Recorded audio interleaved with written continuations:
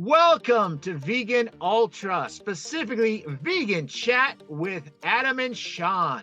We're your inspiration guides on this epic quest for health, hope, and happiness to help bring hope to a hopeless world and help everyone become the ultimate version of themselves. Just remember, this is science-based magic and nutrition-fueled sorcery, and we can all become Captain America versions of ourselves if we give it a chance and are powered by plants.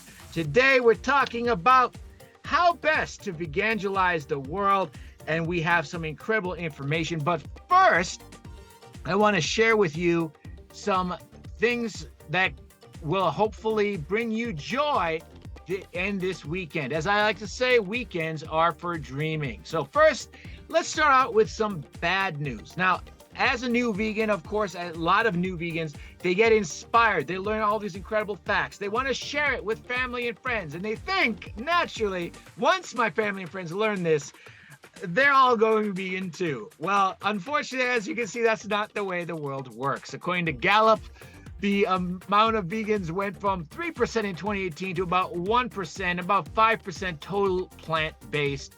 Now, the good news is, of course, there are other surveys. It's quite possibly a bit higher. As you can see here, some estimates are, well, this is from 2018, so this is actually consistent with a Gallup poll. 3% with other countries such as Mexico and India at 9%, and some other countries high around 7%, 2 to 5 to 7% in Europe. But here is the very exciting news. If we look at vegan-based foods, currently roughly appears to be about a $40 billion industry. Now, this is globally in US dollars. Ernst & Young estimates that by 2035, it'll be closer to 210, especially with vegan meat growing around 17% per year.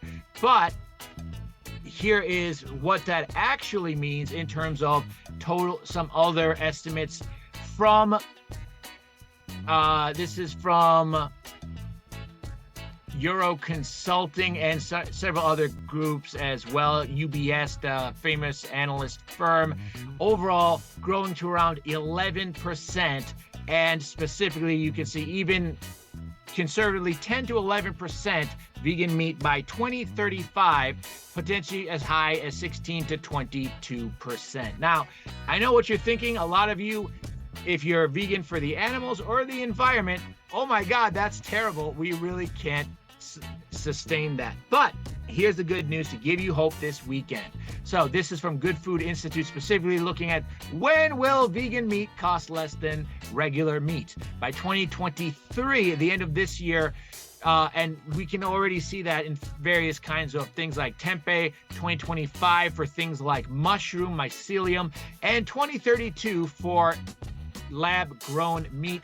But here's the really exciting part. By 2035, lab-grown meat, which they want to call clean meat, around 35% cheaper than regular meat, about 75% cheaper for mycelium mushroom meat, and the traditional plant-based meat out of things like pea and soy, 90% cheaper. That's 1/10 the cost.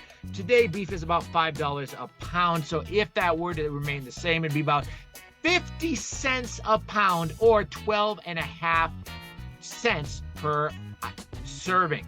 That is compared to 20 cents per serving for the cheapest food you can buy, which is dried beans, roughly half the cost. So the point is that I'm trying to make is that the hope for a hopeless world is the fact that even if people don't really care about the animals or the environment, the fact is it's 10 times less resources, and that means that at industrial scales, it will be up to 10 times cheaper. And remember, soulless corporations like McDonald's really don't care what they sell. They just want to sell. If they can basically sell twice as much for twice the profit margin selling vegan meat, that's what they'll sell. So, Sean, I want to ask you, what do you think about the best ways to vegangelize the world and spread the gospel of a Blue Zone vegan lifestyle?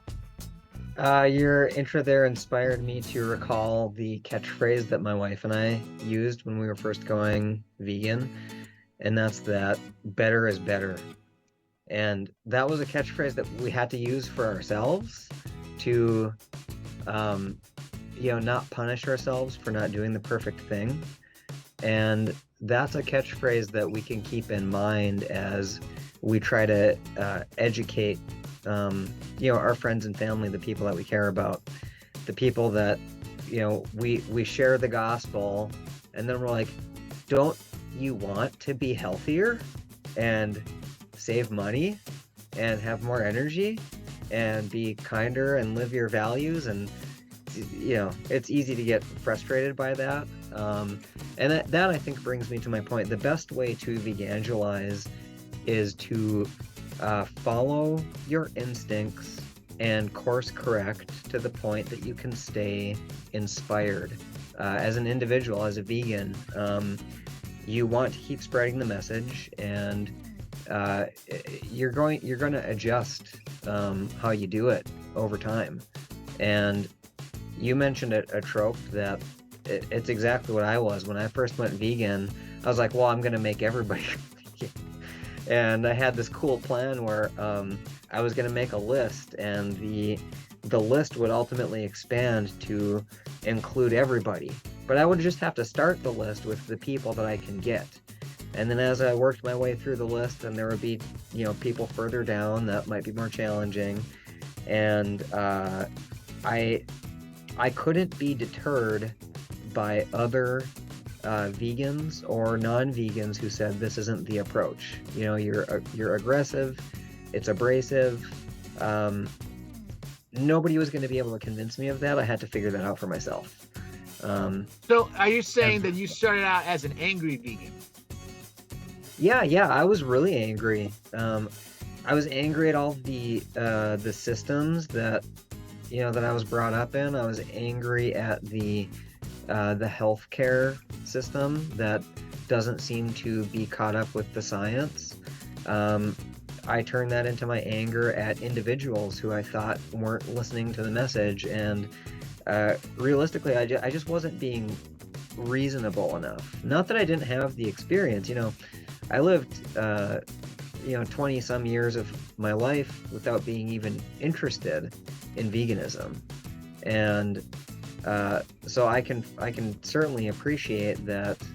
Just because I approach somebody with a statement doesn't mean they're going to go, oh, I never thought of that before, I'm vegan now.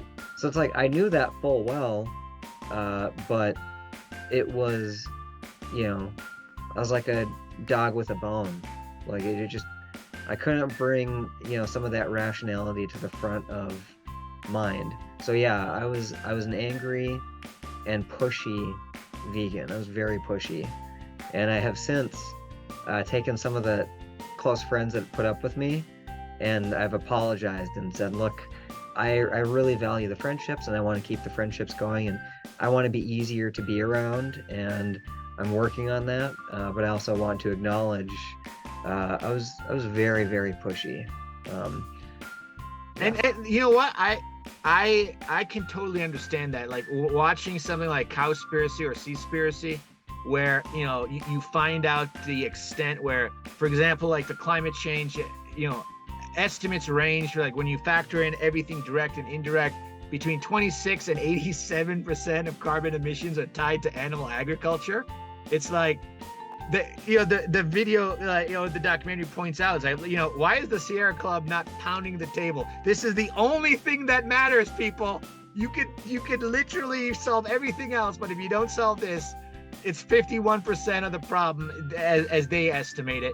And it's like, I get that. And it's like the same thing with Seaspiracy, where, and some people will dispute this, including actual, some legitimate scientists.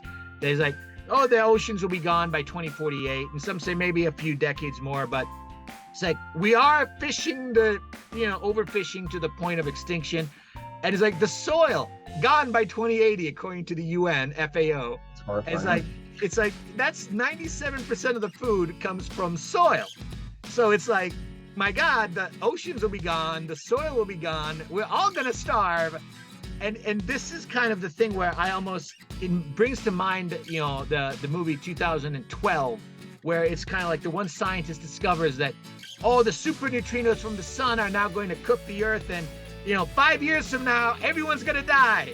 So the world's governments get together and they're like, we're gonna build giant ships in the Himalayas to save 2 million people and save civilization, or at least 2 million people worth.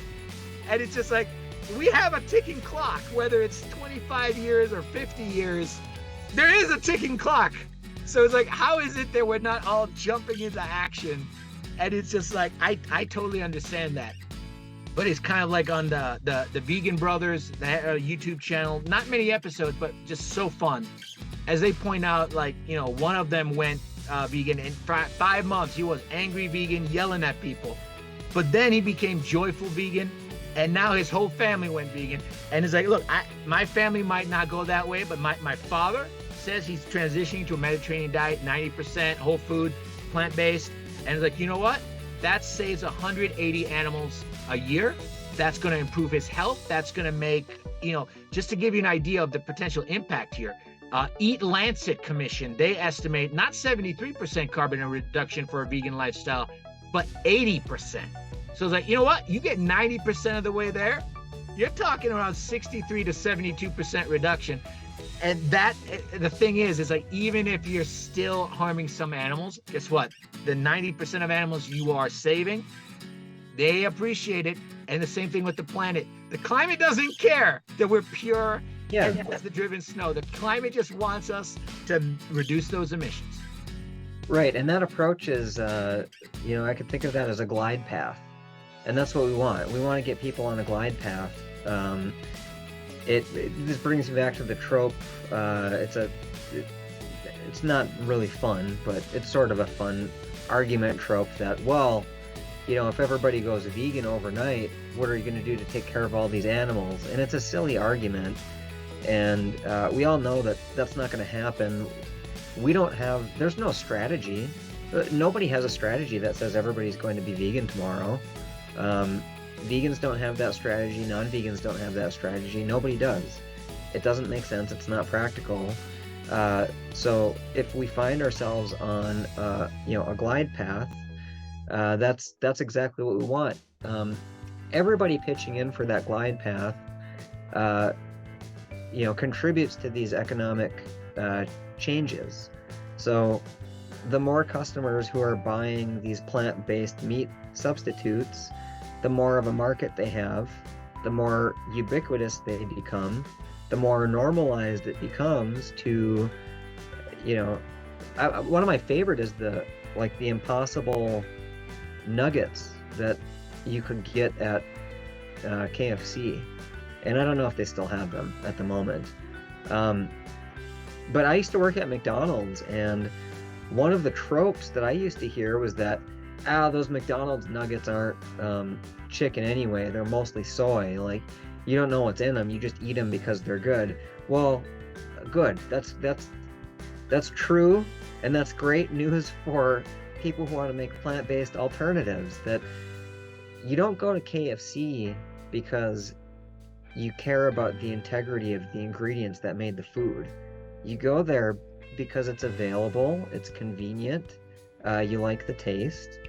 And as we see plant-based alternatives take up that space, that's the kind of thing that can change mindsets. And we need to change mindsets. We need to get people comfortable with the idea of eating some more plant options, even if those are Impossible nuggets or Beyond Burgers or whatever it may be. And that can help us move past this hard tribalism. I just want to quickly point out on this wonderful topic, this is a report from Acosta, another analyst firm. Now, this was from 2022, but they found that about 20% of people say that they choose plant-based options when eating out at restaurants. And so this is so important because some surveys estimate that it takes 16% of people to create a tipping point. And so the idea is that if 20% of people choose plant-based at a restaurant, then almost every restaurant now has to have options. And this is so important because I've talked to a lot of people who they know the science, they know the health benefits, but they're just like, oh dude, I love eating out, and it's just like I don't want to think about this, and it's like I need the convenience. And it's like, you know what, if there's a plant-based option everywhere, at every grocery store, at every convenience store, at every restaurant, and not just plant-based like Impossible Burgers, but I'm talking about like black bean burger that's actually whole food and healthy. It's, you know, it's like not just all saturated fat. It's like, no, healthy vegan options everywhere. That is going to be, you know, think of how many people would actually be willing to try going completely vegan if suddenly you take away that big excuse that, hey, this is just not convenient. So it's like suddenly it goes from 1% to 5%. And then the people who say, well, dating is so hard. Well, now there's 5 times more people a day. So now maybe it's 10%. And then it's just like, you know, and suddenly the politicians, well, there's literally groups, you know, like lobbying groups where it's 3% of the population. So it's like, hey, if you can get up to 10%, suddenly passionate people can make a difference. And who's more passionate than we vegans? So you Right, can how it can snowball, and it all starts from, and I was showing earlier this incredible chart here for vegan milk substitutes, and it's like these are actual numbers through 2022, growing from 16 billion to 22 billion, and this is estimated, as we saw with Ernst & Young, that by 2035 growing. Are you intending to share the screen? Oh yes, thank you so much, so it's like my apologies everyone, this is the first time doing this. But yeah, so here you have you can see growth. It's basically doubling every 5 years and on its way to 51 billion potentially by 2035. And the thing remember about this, whether it's 1% or 3% of people in the world are vegan right now, all this growth in the vegan milk, that's not because the vegans are drinking that much soy milk. Don't get me wrong, it's delicious. But it's like, no, that's because 70% of the world is lactose intolerant. And so this is one of those things where it's like my sisters, they both drink, you know, like Oatly and like soy milk, and they're not vegan. They're not, and they say, I'm not interested in going vegan. They're still doing it, and it's still, you know, helping the cows, and the terrible ethics of the dairy industry and the environmental impacts. Again, the animals, the planet, they only care that you're actually making the switch. And so this is where it's so important that don't be an angry vegan, be someone who embraces the vegan allies. People like my family, my father, my friends, people who are open to it. Like my friend Sean told me, like, hey, we went to a retreat and we ate vegetables and nuts. And I was like this cheerleader. And I was like, that's wonderful. Eat nuts every day. That's statistically an extra 2 years to your life. And here's all the health benefits. And just get people excited about those small things. Something like a meatless Monday even. Again, it's like it's only 1/7 of the way, but it's like, you know what? It's helping the planet. It's helping the animals. And every little bit makes a difference. Yeah, and everybody you know is going to have a different motivation for their interests and a different tipping point that makes them take another step down the glide path. Absolutely. That's the thing we all have to remember, that, you know, yet last week you shared your incredible journey. I'm so proud of you. 10 years, man. That you are a hero to your people, celebrating both song and legend. Here I am in month, 5, and it's just like, but you know what? All of us, unless the lucky few born vegan, it's like we all reach this point. And so, we all just have to remember that we are on a journey, and it's like that joy, like you said, what's going to keep you inspired? And here's the thing, man, like next week, oh, people, you're going to want to join us next week, because we got something you're going to totally relate to. It's about the highs and the lows of the vegan journey. And it's about overcoming your tribulations, your addictions, and becoming the Captain America version of yourself, and how a Blue Zone vegan lifestyle can help you get there. So I thank you so much, Sean, for joining me today. We're trying to keep these to 20 minutes to respect everyone's time and keep you pumped up, because you got to keep that energy high. Joyful veganism, that's how you evangelize the world. So thank you, everyone, for joining us. Join us next week. It's going to blow your mind and possibly change your life. Thank you so much for watching. Please subscribe to this channel, like this video on YouTube to help other people find it, and please consider trying a Blue Zone vegan lifestyle. Remember, this is science-based magic and nutrition-fueled sorcery that's helped me to lose over 80 pounds in 5 months, on the road to 150 pounds in 1 year. And anybody can become the Captain America version of yourself if you just give it a chance and are powered by plants.